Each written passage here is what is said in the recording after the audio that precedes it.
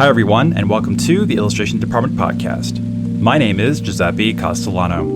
In this podcast, I talk to folks in illustration, graphic design, publishing, animation, and other creative fields about their work, the lessons they've learned, and the bumps and bruises they've experienced along the way. In this episode, my guest is cartoonist and author Grant Snider. As an artist, you may find it difficult to align your practice for optimum creativity and productivity.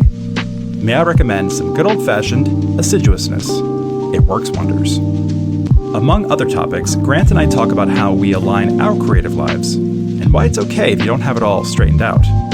He tells us what similarities there are between illustration and his work in orthodontics. And Grant reminds artists to zigzag every now and then. I hope you enjoy our conversation.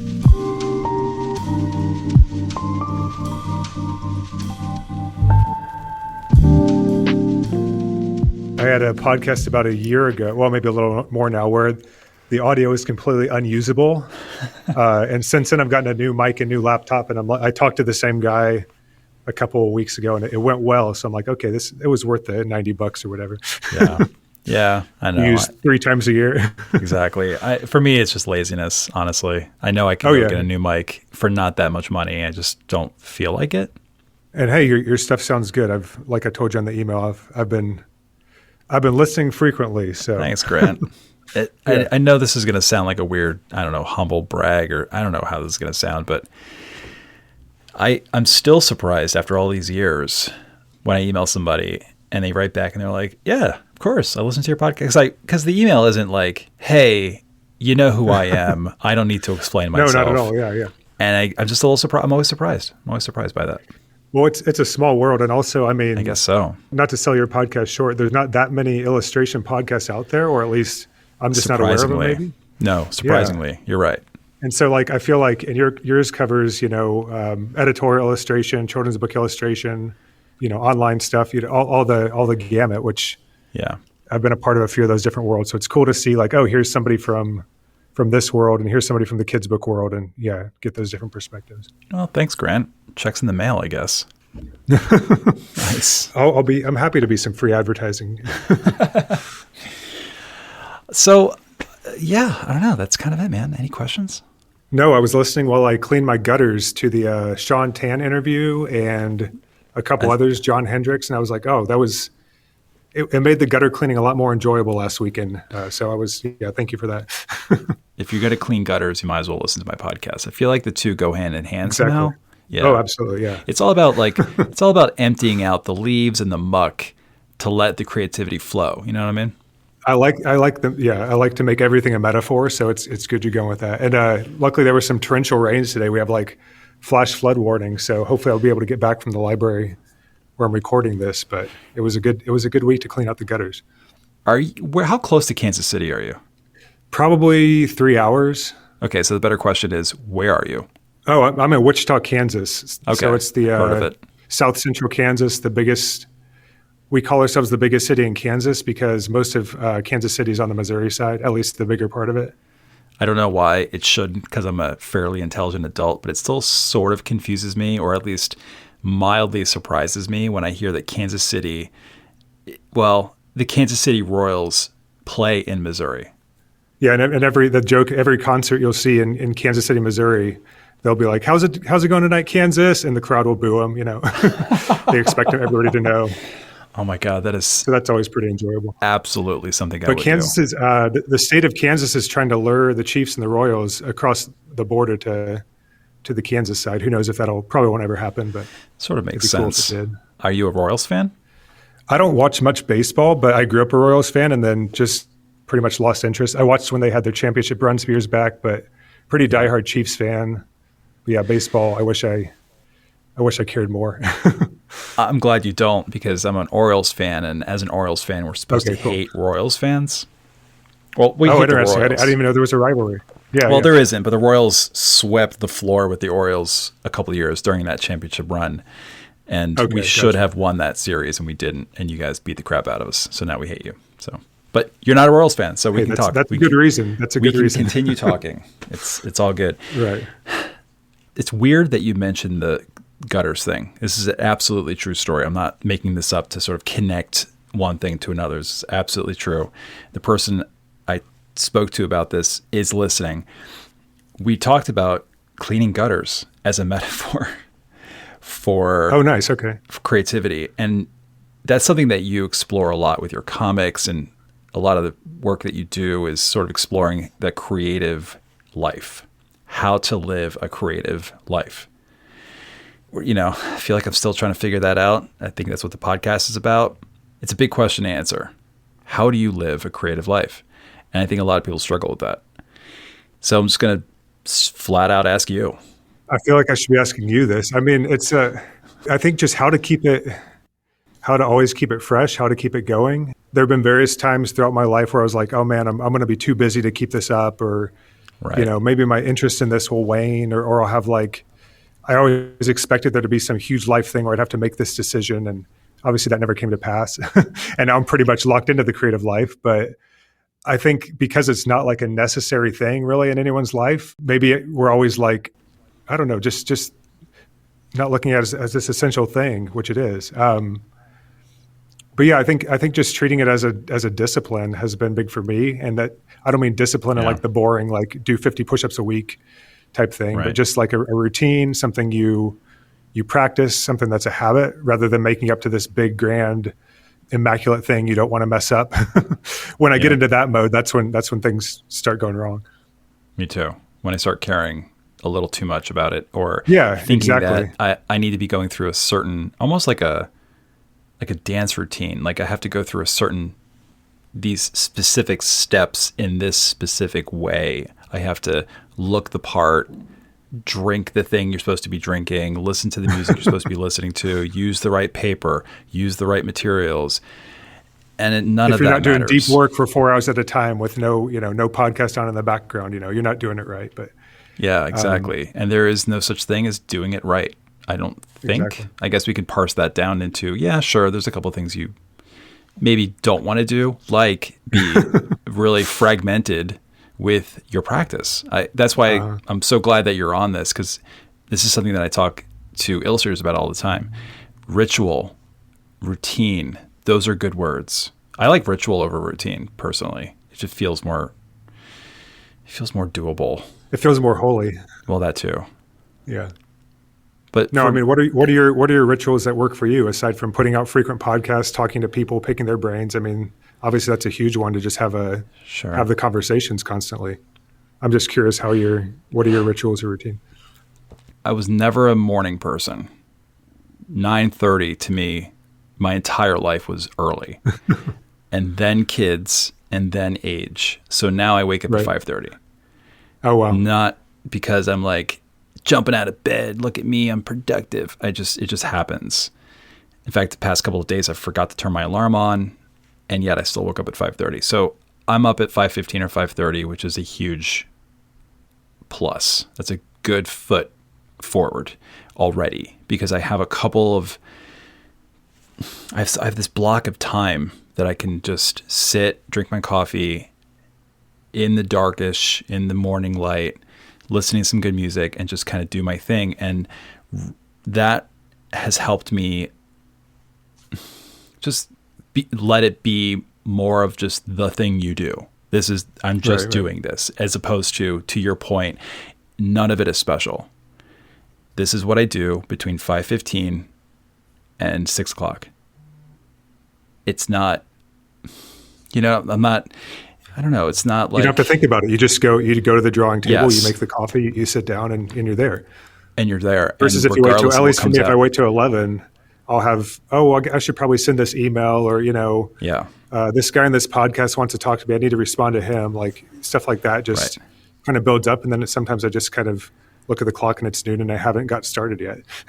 That's not a good creative day. Exactly. But no, I did a similar thing. Like you mentioned being a morning person. Like I was never a morning person until I forced myself to be, with being busy in school, with having young children. Like it's like, okay, that's the only time I'm going to get to do this. I gotta set the alarm for 5:30 or 6 or 6:30 and have those quiet hours. Yeah. I know how this, I don't know why I'm so hesitant to sort of share this. it can sound like I'm better than people who don't wake up that people can do whatever they want. For me, it allowed me to make it as boring and as part of my day as washing dishes. I have to wash dishes every day. I have to sit down between 5:15 and 6 o'clock every single day. It's that routine. And that has allowed me to be as consistent as I try to be with Substack, with the podcast, with, just trying to keep on top of everything, not great at it, not perfect at it, but at least consistent with it. And that's about as okay as I think I'm okay with that. Yeah. Consistency. Yeah. And grace in the sense of like giving your sense the grace of, oh, I didn't get done what I wanted to, but hey, there's tomorrow. Yeah. Or what do you mean by that? Okay. I was talking to someone else today about that. She has these goals that she's trying to set for herself, this routine, this ritual that she's just trying to establish for herself. And there was a few things that she wanted to do last week and she didn't. And the way she explained it was pretty negative. It was like, I sucked at it or something. Like she said something like, right. Oh, I was really bad at it. She used one of those, that kind of word. Mm-hmm. And I stopped the conversation. I was like, wait, no, stop. We don't talk. We should not be talking like that about ourselves. And this comes up from time to time in the podcast where artists are so good at saying things like, I suck at color. I'm really bad at perspective. Right. No, maybe you're just not, it just isn't the kind of thing you want to do. Or I don't know, was Eric Carle really great at architectural schematic drawing? He probably would have been. I don't know. Maybe, but maybe he would have quote unquote sucked at it because he wasn't practiced at it. The point was, if we establish these routines and these rituals, and it isn't about drawing every day, be creative every day. Just give yourself an opportunity to just do spend time with your practice every day. That's the best you can do. Some days will be great, some days will be productive, and some days won't be. The point is, if you establish this practice, but you kind of fall off the wagon a little bit, or maybe life gets in the way and it derails your routine, your ritual. Okay. So what? Grace. Give yourself some room to not have it be where it needs to be, or how you're not acting a role in a movie. You're a human being. Allow yourself to be human. And take a break every once in a while. So yeah, like last summer, I was big on the 5:30 thing. Partly it was, that's when the sun comes through the window in the summer, and it's I'm up like you were saying. But I would go out to my front porch, and before it got excruciatingly hot out, I would take out the laptop and start typing on my novel. And I wanted to do like this many words a day, and I wanted to have it done by this time. And I set all these ridiculous deadlines, completely arbitrary. And I just burn out. Like I was beating myself up to do it. And sometimes it was good and productive, but overall it was like, I don't know, like when you work out too hard at the gym and then you can't go in the next week type of thing. So I had to pull back from that a little bit. But when I didn't set those like ridiculous goals and kind of break my back to make them, it became a lot more enjoyable again. Exactly. This summer I've been sleeping in so far, but we'll see.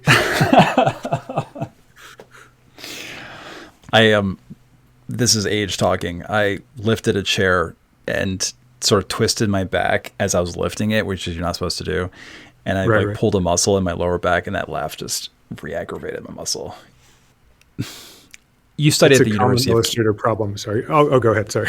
Well, yeah, I was going to complain about back pain, but we'll save that for another conversation. You studied orthodontia and art? No. So I actually, I studied chemical engineering actually at the University of Kansas. And I started drawing for the student newspaper, which is obviously completely separate, completely unnecessary. Sure. I probably should have been like a journalism major or something if I was, big on, because at the time I was like, oh, I'm going to get my comics in newspapers or my cartoons in newspapers. But really like most, 18, 19-year-olds, I had no idea what I wanted to do. But I figured out it wasn't engineering and it was cartooning. And then dental school kind of slid in somewhere along the lines there. slid in as in someone slid it in for you, or were you just like into teeth? Or did you have as a family thing? I mean, where did that? No, I don't know. It's not random. It was pretty random. I would say like Really? I was a little frustrated in engineering. I was doing well. I was, getting the grades and everything I needed to, but I was like, okay, I can't see myself doing this as a career. What would be like a nice transition? So a lot of the overlap between, med school, dental school, pharmacy school with chemical engineering was like the, chemistry classes, organic chemistry, stuff like that. So I was like, okay, I have something towards that already. My wife's girlfriend at the time, obviously, did anesthesia for dentists and was like, hey, this is a pretty cool job. You should look into it. So I shadowed. I was like, okay, it's hands-on. It's personal. It's not like, pushing numbers on a computer all day. Maybe I should try this. So I applied, got in, and kind of figured out the cartooning thing. Honestly, maybe a year after I figured out the dental school thing. So I just kept doing the cartooning for the student papers throughout dental school and started posting them online. And pretty soon I realized, for one thing, newspapers are not going to be like a thing in the future, at least not how I anticipated it. Right. Maybe this online comics thing is like, maybe that has some legs. You still practice orthodontia. Yes. And obviously you're still a creator. Yeah. What similarity do you find between, how do I frame this question? Do you find similarities, or have you found a similarity between orthodontia and comics and illustration? Both are like highly visual. So you're looking for like a ideal end result, whatever you deem that to be in your illustration practice. In orthodontics, obviously straight teeth that the patient's happy about. You're starting with a problem, crooked teeth, a bad bite, et cetera, or, the story idea or visual idea you're trying to get down on paper. You're solving the problem by, a pretty rigorous but not always straightforward process. And hopefully you come out, the 2 years or the however long it takes for the work to be done with something close to what you envisioned at the start. I don't often, honestly, I keep them in separate boxes a lot in my mind, sort of. So right. I do a little bit struggle to describe the parallels, but you want it to look the best at the end. That's a simple way of saying it. And they're both incredibly painful. No, I'm kidding. Sort of. Sometimes I find the drawing and illustrating more painful than going to the day job, just because there's so many like unknown factors, Sure. There's nobody telling you, oh, now it's done. There's no one saying, oh, this is good right now. Don't mess with it anymore. It's much more undefined. Obviously, it's a lot more rewarding in a lot of ways too. Well, yeah, that too. I had 3 children who all had braces, so we went through all of that. They're all out of their braces now, which is lovely. That's awesome. No more broken brackets, and now we deal with, constantly making sure that their retainers are exactly on their person, preferably in their mouth, but I'll take on their person. As long as they're not sitting on them in their pocket. I'm sure you've had this experience where we took my daughter to get her braces just adjusted for the next stage or whatever it was. And it was 5 minutes, didn't take long, 15-minute drive back home, pulling up to the driveway, and one side of her braces, the brackets just popped right off. We didn't even get out of the car, just turned right around, went back, and they're like, hi, we were just here, and this doesn't work, So there was a lot of that. I'm very glad we're out of that stage. This stuff happens, yeah. I know. Yeah, my son just got his braces. I put on his braces this week, and so far so good. But excellent. Yeah, it's more fun to be not on the parent side of it, I'll say. Incidental comics. It came from your days in Kansas. Do you call it UK? I don't even know if that's a thing. UMKC. University of Missouri, Kansas City was where I went to dental school. The Kangaroos. That was when I started doing an actual comic strip and calling it incidental comics. When I was at University of Kansas, it was just single panel cartoons. So the time I figured out how to string more than one panel together, man, that was a big breakthrough. Mm-hmm. Kind of like the time I figured out how to add color years later. So there's been all these levels up, I guess, like a video game, me figuring out how to do something I didn't know how to do. Right. The next big one is a novel of some sort for me. Mm-hmm. So it's I know it's possible, but I just don't know quite how to pull it off. Right. you work full time, I would imagine that a lot of your work is either in the mornings or evenings or weekends. This is a question I get a lot from illustrators. Can you have a full-time job and be a full-time illustrator? So I should probably update my bio, because now I guess I'm misleading the public. And I only work 2 days a week at my orthodontist job. So Monday through Wednesday are my like creative days. So like for the first however many years of my creative life, I was like always struggling to find that time, not knowing where I'd find it. Now I have like all the time in the world, which is terrifying in its own way. A great problem to have, but still a problem. There's no like, at least in my life, there's been no time when I was like, oh man, I have this perfect balance between day job and creative job and, projects I want to do for myself and projects I'm doing for other people. It's like always trying to find that balance. So back when I was more full-time, like in school, it was, those early morning hours. It was occasionally weekends. It was once or twice like an all-nighter when I had like an illustration deadline. And that doesn't stay fun for very long. So it's nice to have like a more flexible schedule, but I don't know. Sometimes I long for, those days when it was more constricted or constrained. Because I think, whatever your schedule is, you find the time to do what you need to do. Yeah, exactly. And I feel like if you have more time, you get more precious with it. That tends to get you in trouble, or at least, well, I can speak for myself. When I have a little bit more, maybe that's why I like to justify my procrastination this way.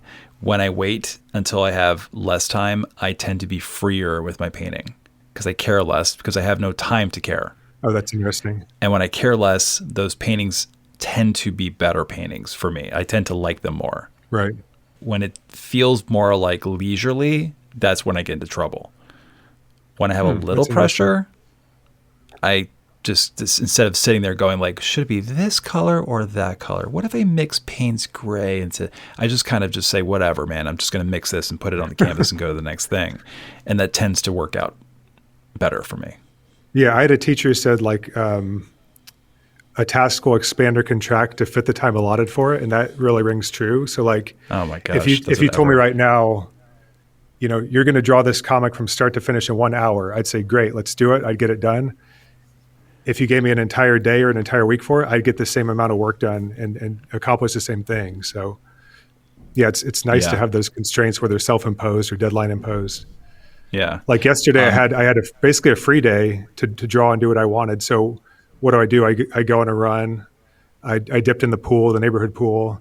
I went on a long bike ride, so I eventually got the work done. I just took a very roundabout way of doing it.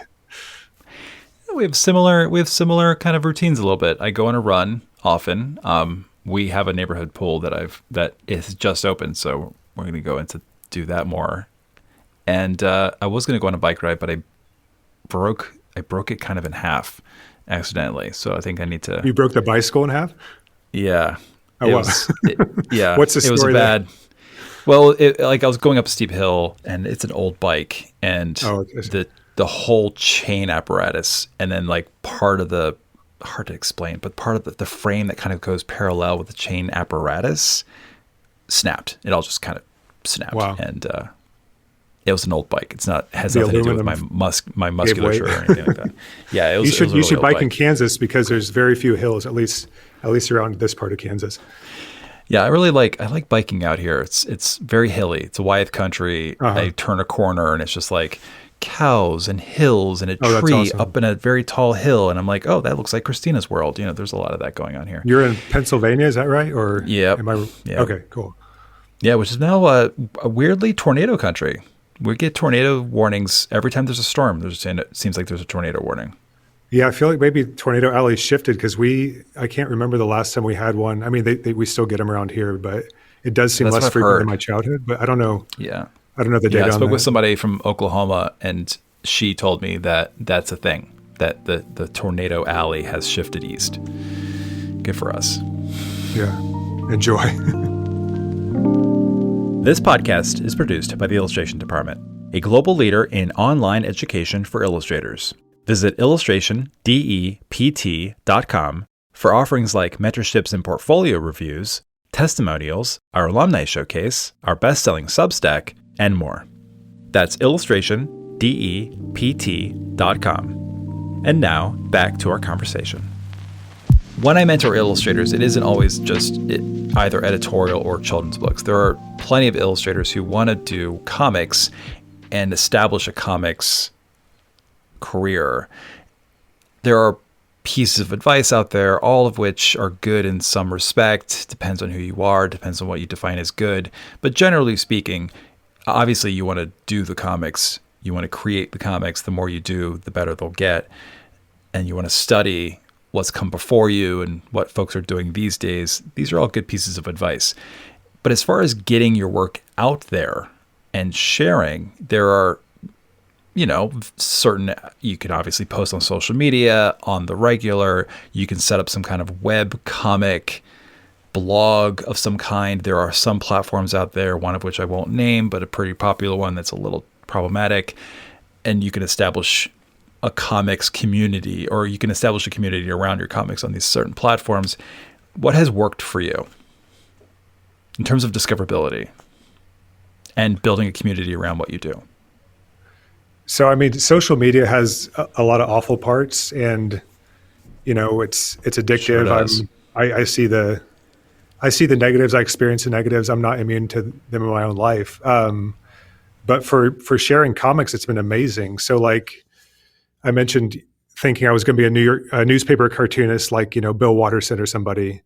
I had no way of fathoming that, like, just a few years after I started drawing comics, I could post something online and somebody in somewhere in India would see it and share it, and it would gain popularity like on the other side of the globe.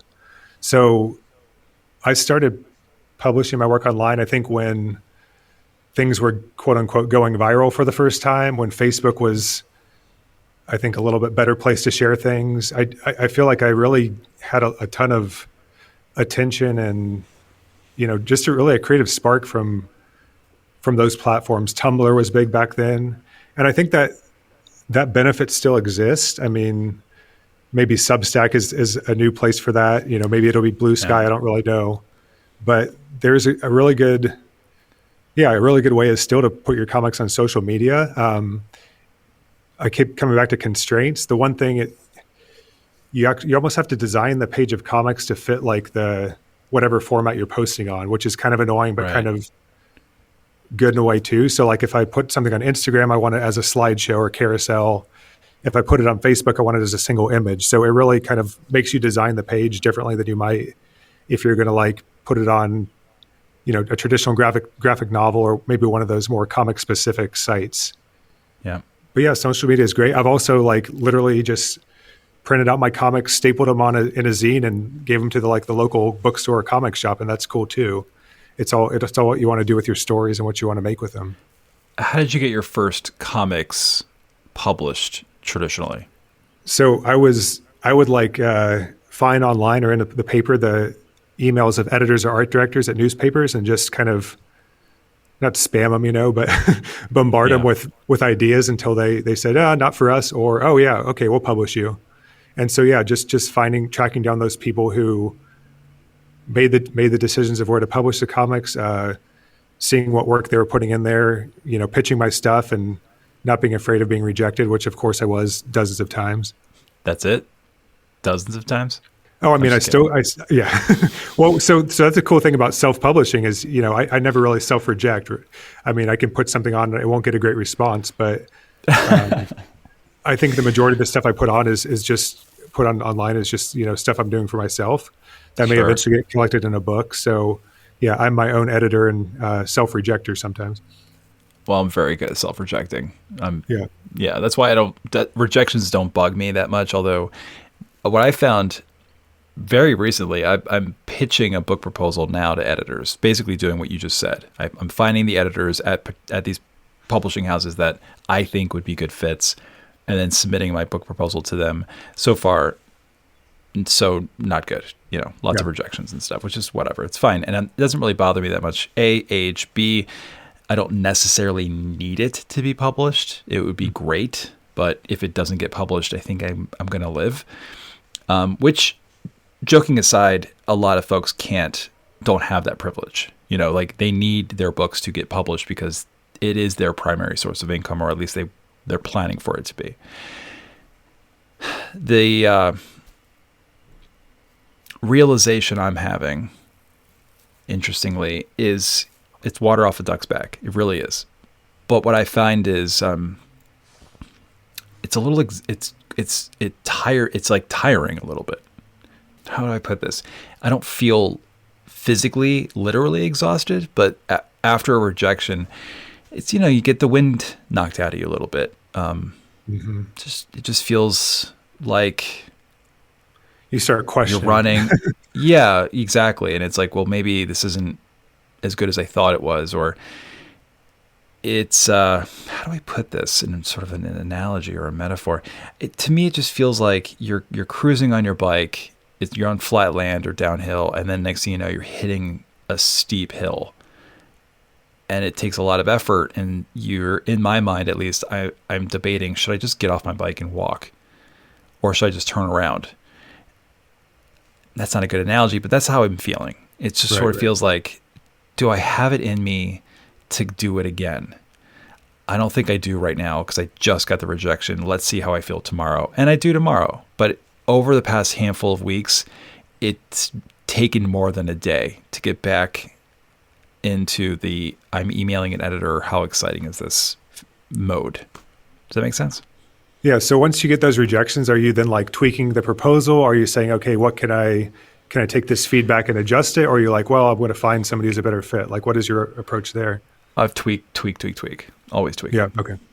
Yeah. Always. Yeah. Cause I feel like I don't know. I just like, I love ripping things up and starting something entirely different.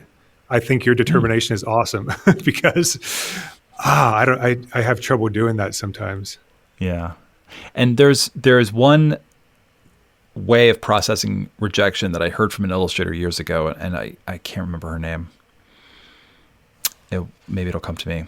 It was many, many, many years ago. She said that anytime she gets a rejection, what she does immediately, without any pausing or hesitation, she will immediately send out another email or two to other art directors. So she gets a rejection from an agent, she sends another query. From an art director, she'll send out two to other art directors. It's like a hydra. You cut one, you got one head off, two grow in this place. And I love that because it immediately shifts from disappointment to anticipation. It's a nice, negative energy to positive energy shift, which is always, obviously it's good for the mental healths. But I sometimes don't have the energy. I don't have it in me to do that. So I get a rejection and I just kind of let out a big sigh and go, all right, what else do I have to do? On to the next one, right? Yeah, exactly. Yeah, exactly. No, it's tough. I do feel like when I have so much steam behind a project and then I hit that wall, the wall on the bicycle or whatever, it's like, yeah, I'm on the ground. Like, okay, what do I do next? Do I have the energy to send out that next thing? Like your client or like your colleague was saying, I don't know. It's tough. I do think one thing, like one pitfall I had early on was thinking like I had to have this one like amazing, perfect idea. And if that one idea didn't break through, then I had nothing. And now I'm really good at having like 5 or 10 or 20 or 100, different ideas and different stages of completion. So if I'm like, well, I took the wind out of the sails of that one idea because it just got rejected. Let me put that aside for a little bit, work on something else. And then when I'm ready, I'll come back to that one and I'll feel excited about it again. So just kind of having multiple projects spinning in your head or even multiple projects being submitted at one time, I think is really helpful. I was talking to Mike Lowery on the podcast many, many months ago, I think probably a couple of years ago at this point. And that was his strategy: send out to so many art directors that you kind of forget who you've sent your work to. It becomes less precious. It becomes less valuable because if you send out to only 3, you'll know each of their names. You'll know exactly when you sent it. But if you send to 350, it just kind of just becomes this big mass of, it's an amorphous shape. Right. Exactly. Yeah. And so the more you send out, the less you're worried. That was his approach anyway. Yeah. I like it too. Yeah. It's funny. If I'm being very honest, and I don't know I don't even know if I should share this because like my whole like job is to tell illustrators like, here's how you process rejection and here's what you should do.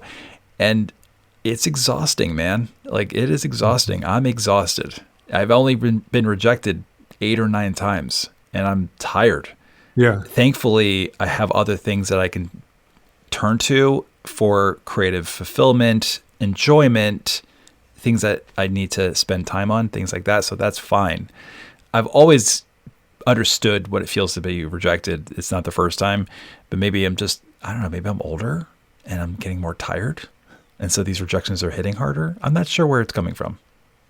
Yeah, when I've put my heart and soul in something, then it sometimes feels like I'm being rejected as a person. Like they're not refusing my work, they're refusing me, which is obviously not the case at all, but it's hard to get past that.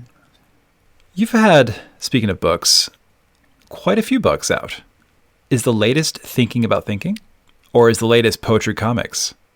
So yeah, Thinking About Thinking is the latest.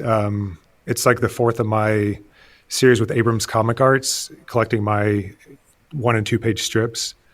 But Poetry Comics will be released in a paperback, so that's kind of my next book coming out this fall. And before that was The Art of Living, and then I'll Judge You by Your Bookshelf. With some picture books sprinkled in there. One Boy Watching, picture book, and then Nothing Ever Happens on a Gray Day, fell somewhere in there. That's a good title. So yes, I speak really about 20 projects at once. I'm always always where making did that new things. Where did that part of your career come from? How did that start? I had gotten my my big break in the newspaper comics world, getting my work into the New York Times Book Review. That'll do. This was back in 2012. Yeah. So I was like, okay, they like my work. I'm getting published nationally now on this awesome stage for a cartoonist, this full page spread in the back of the book review.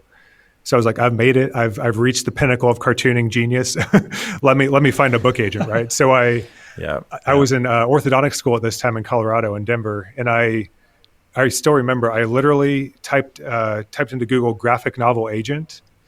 And I found like one graphic novel agent. Little did I know she was like one of the most renowned book agents, in the industry. Sent her an email and, heard back from her within a week or two, maybe sooner. She's like, yeah, sure. I'll represent you in the book world. What ideas do you have? And so I'm thinking, okay, right away, I'm going to get this book published in a year or two. And I don't know exactly how long, maybe 5 to 7 years later, we finally got that book out. So it was a long stretch, but I think just having enough material, I was able to like piece it together and realize, okay, these are the broader themes. We can make a book on creativity. It was The Shape of Ideas. It's still a book I'm really proud of, even if it took a lot longer than I thought it would. Hi, illustrators. The illustration department's summer sale is upon us. From July 1st through July 6th, mentorships, workshops, and portfolio reviews, led by me, are 15% off.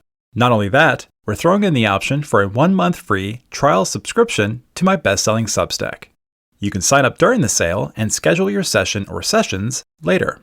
To take advantage of this rare sale, visit illustrationdept.com/classes. Now back to our conversation.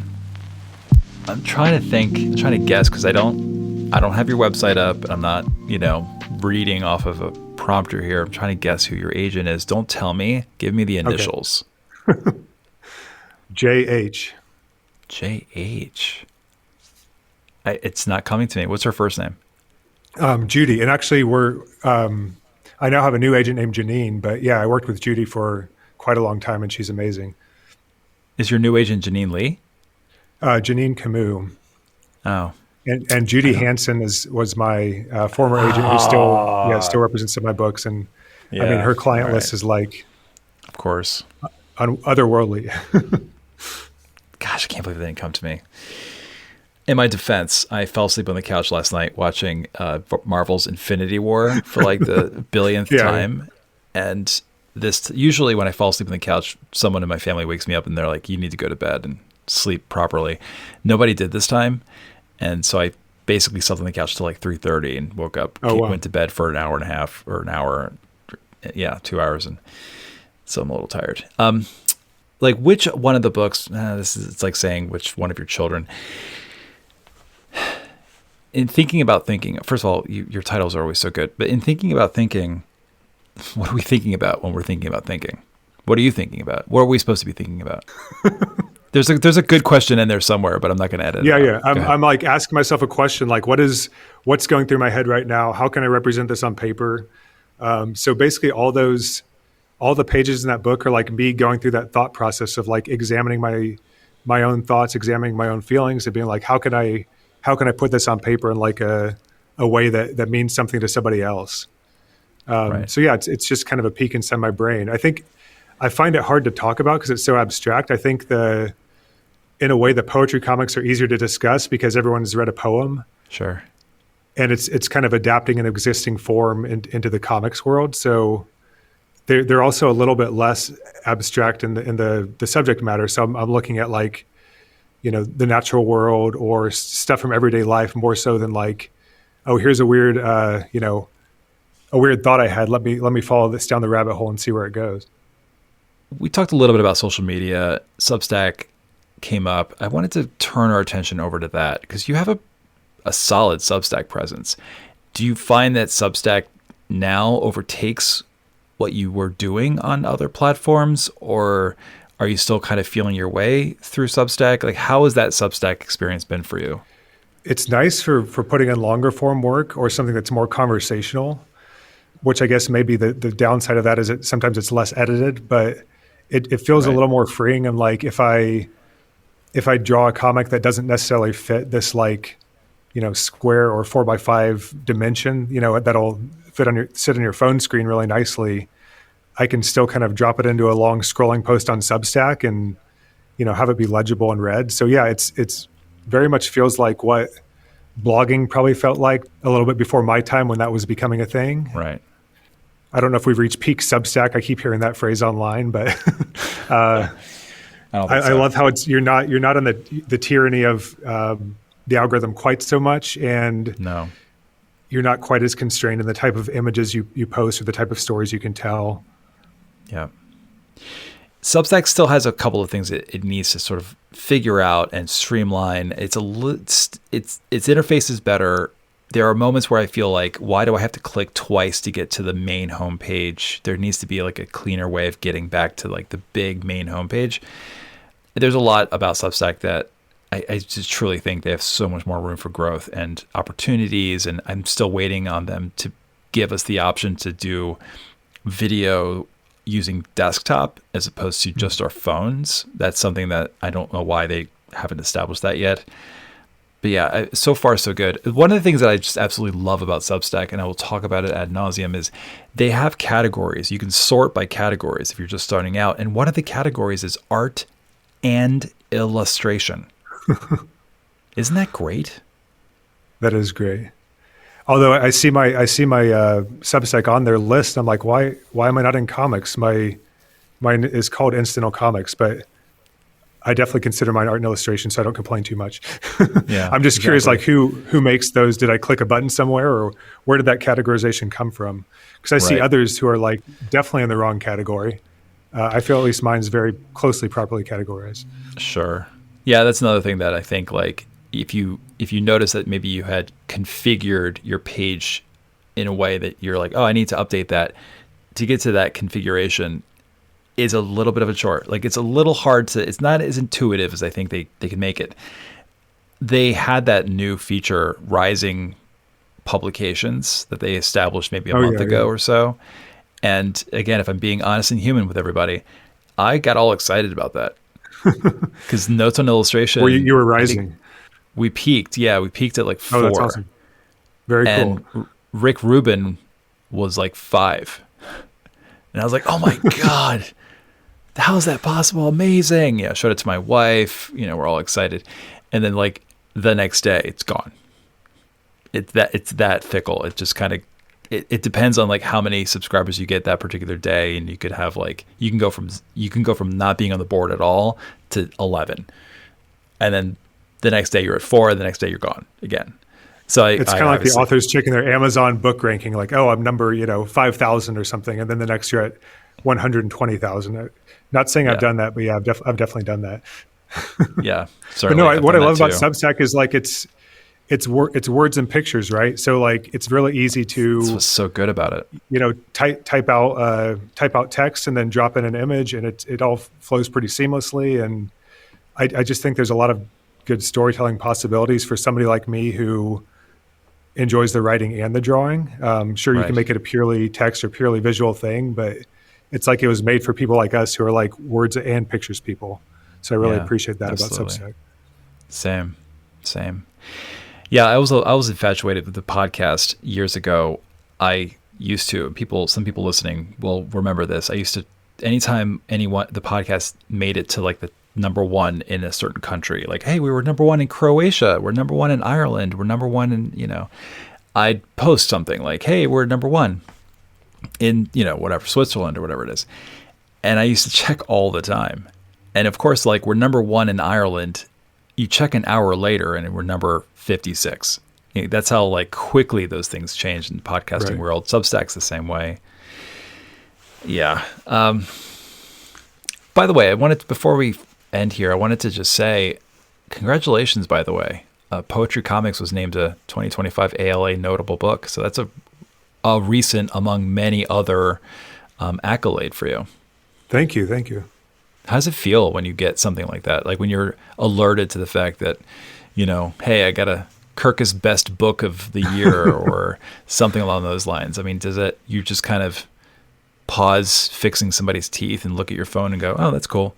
Put your phone down and go back to work. It's probably the feeling of seeing your podcast is like number one in Ireland. You're like, somewhere somebody is paying attention and noticing, and that's really cool. I don't usually know quite what these honors mean and like which one's a really, really important one and which one's just, just a random thing. But yeah, they all mean somebody's reading and responding, and yeah, I love that. I mean, I think part of the book publishing world that's sometimes less satisfying than like Substack or social media is you don't have that immediate feedback. So like when we post a new newsletter, when I post a comic on Facebook, right away you're getting feedback like, oh, I have these likes, I have these comments. I know if people are responding positively or negatively, and sometimes that's thrilling and sometimes it's annoying, et cetera. But you always have that, a decent feeling of what people are thinking about it. Whereas like a book goes out in the world, you don't hear stuff for a lot of the time. You don't hear something at all. And sometimes it'll take months before you hear, oh yeah, this person read it, left a good review. This person sent you an email. Their kids or grandkids loved it. That's really cool. But yeah, you're just another step removed from the readers, which is not to say it's any less rewarding. It's just not as immediate. So yeah, that's why awards like that are cool. That's why any recognition is really, really gratifying. Yeah, it's social proof, which is it's good to know that people recognize the amount of work and blood, sweat, tears, and everything else that you put into something, and then they're like, yeah, we're including this because it's worthy of it. And the problem with that is that suggests that there are books that don't win that aren't worthy, and that's not true either.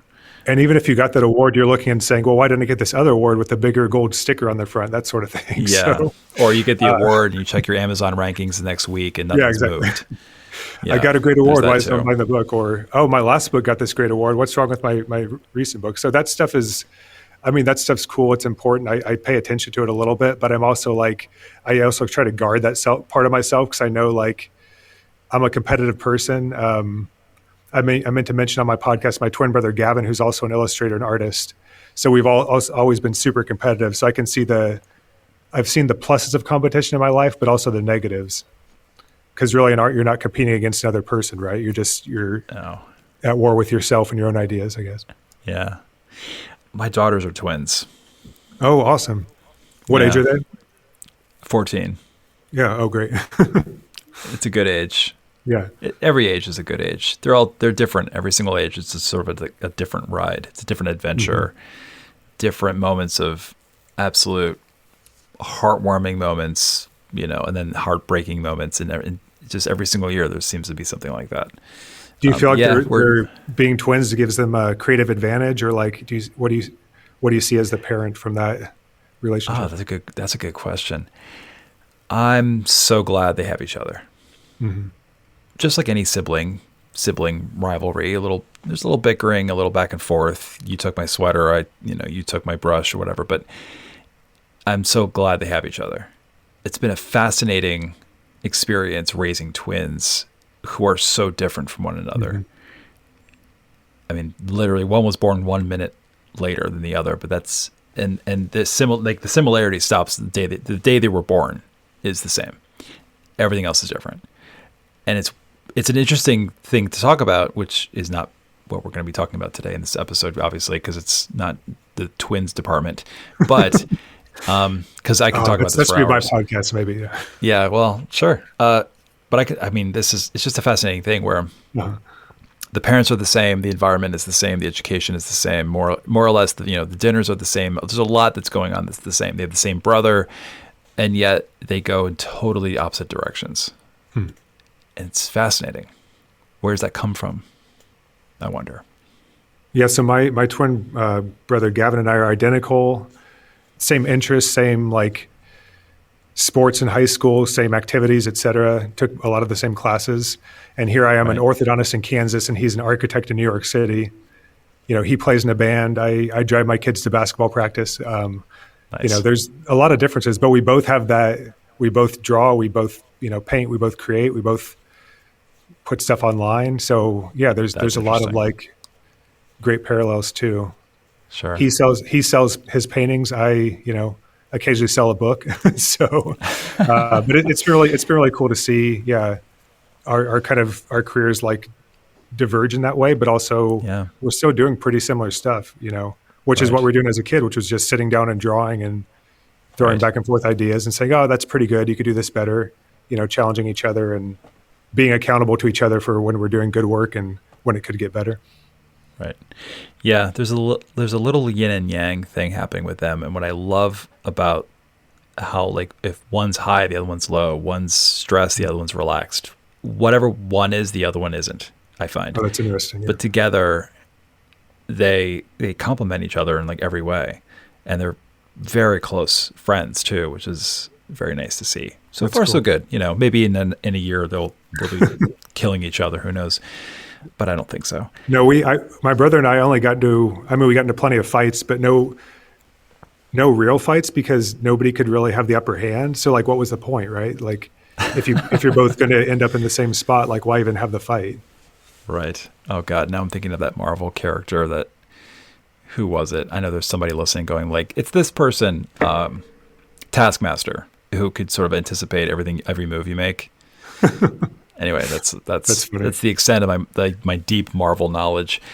Let's remember we have some folks listening who couldn't care less about Marvel or twins or anything, but they could care a lot about living a creative life. What piece of advice would you like to share with them, or a little insight or last word of wisdom about what you've learned over the years about living a creative life? What would you like to share with them directly? Some of the joy in creativity is trying different things. So not like boxing yourself in and saying, I only do this kind of comic strip. I only use this kind of paintbrush. I only make this kind of book. And just really, giving yourself projects, but giving yourself projects in different like fields.